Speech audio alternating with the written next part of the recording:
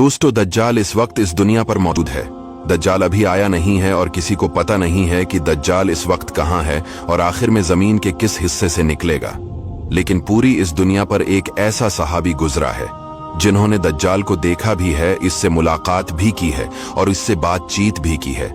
दोस्तों, वीडियो को जरा गौर से सुनिएगा। एक मर्तबा हमारे नबी सल्लल्लाहु अलैहि वसल्लम ने अचानक अपने सहाबा को जमा फरमाया और खतबा देने के लिए मेंबर पर तशरीफ फरमा हो गए और नबी करीम सल्लल्लाहु अलैहि वसल्लम ने फरमाया कि अमीमदारी ने मुझे बताया कि वो 30 अफराद थे और किश्ती में वो सफर कर रहे थे कि तूफान आ गया और वो भटक गए। तकरीबन महीना भर वो समंदर में घूमते रहे और एक दिन सूरज गुरूब होने के वक्त एक नामालूम ईलैंड पर वो पहुंचे। उन्हें वहां सयाह रंग की मखलूक नजर आई जिसके जिस्म पर बाल बहुत ज्यादा थे।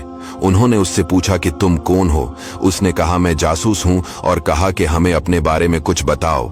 उसने कहा कि ना मैं तुम्हें कुछ बताऊंगा न तुमसे कुछ सुनूंगा।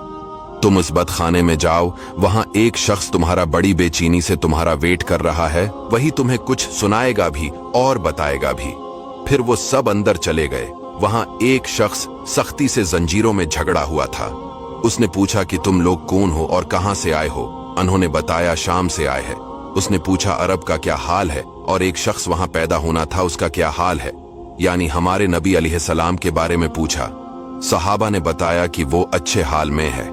पहले तो उनकी मुखालफत हुई, लेकिन अब वो तमाम अरब पर वो गालिब हो गए हैं। ये सुनकर उस शख्स ने 3 चीखें मारी और बोला कि मैं दज्जाल हूं और कहता है अनकरीब में आजाद हो जाऊंगा और जमीन का चप्पा चप्पा में घूमूंगा और इसका कोई हिस्सा नहीं छोड़ूंगा सिवाय मदीना के, क्योंकि मुझे में वहां जाने की ताकत ना होगी। और एक रिवायत की रोशनी में ये बात भी कही जाती है कि दज्जाल को हजरत सुलेमान अलैहिस्सलाम ने कैद किया था। दज्जाल का फितना तारीख में एक बहुत बड़ा खतरनाक फितना है।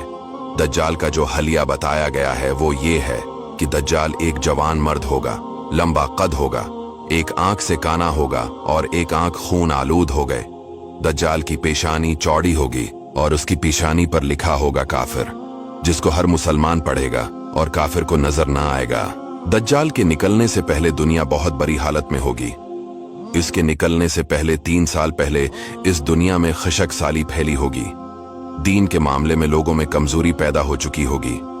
तब दज्जाल ईस्ट साइड से अस्बहान या खुरासान शहर से निकलेगा और जमीन पर 40 दिन रहेगा, जिनमें से एक दिन 1 साल के बराबर होगा, दूसरा दिन महीने भर के बराबर होगा और तीसरे दिन हफ्ता के बराबर होगा। इस मद्दत में दज्जाल अपने गद्धे पर सवार होकर सारी दुनिया का चक्कर लगाएगा।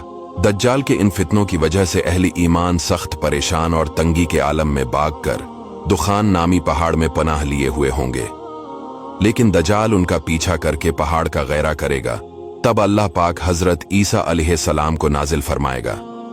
जब हजरत ईसा अलैहिस्सलाम इस दुनिया में आ जाएंगे तो उनको देखते ही दज्जाल ऐसे मेल्ट होगा जैसे पानी में नमक मेल्ट होता है। आप अलैहिस्सलाम दज्जाल को मकाम-ए-लित पर कत्ल करेंगे और उसके फॉलोअर्स में से किसी को भी जिंदा नहीं छोड़ेगा। ये फितना बहुत शदीद होगा। नबी पाक अलैहिस्सलाम ने फरमाया कि जो सूरह कहफ की पहली 10 आयतें याद करेगा दज्जाल के फितने से महफूज रहेगा।